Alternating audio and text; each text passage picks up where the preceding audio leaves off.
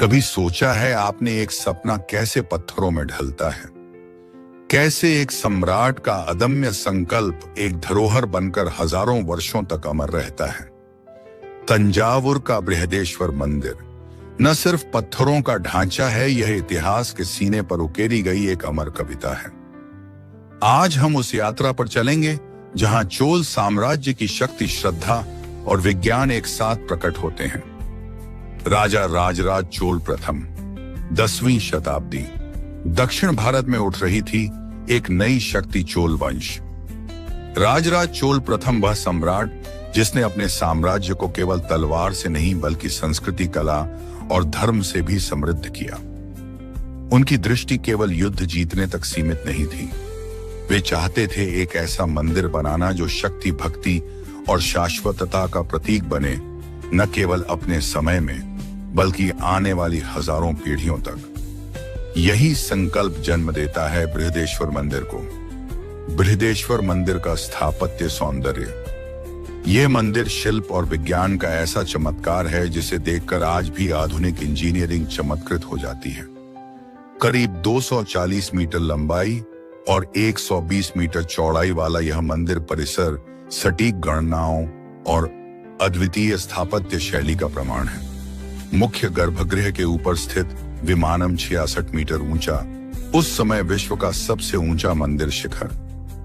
नंदी मंडप, जिसमें लगभग 25 टन वजन का एक विशाल नंदी की मूर्ति स्थापित है, पूर्णतः एक ही पत्थर से तराशी गई है।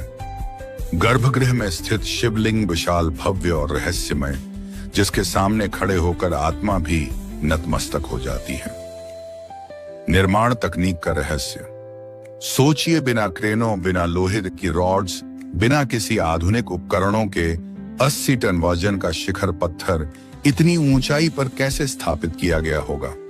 इतिहासकार मानते हैं कि एक लगभग 6 किलोमीटर लंबा ढलान रैंप बनाया गया जो एक धीमे धीमे चढ़ाई देता था।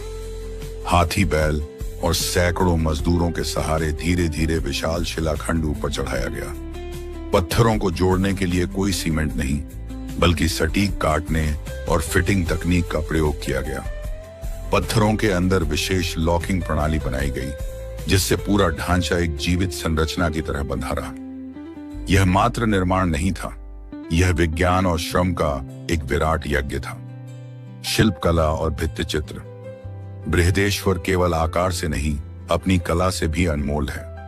हर दीवार, हर स्तंभ, हर दरवाजा जैसे समय को अपनी गोद में समेटे हुए हैं।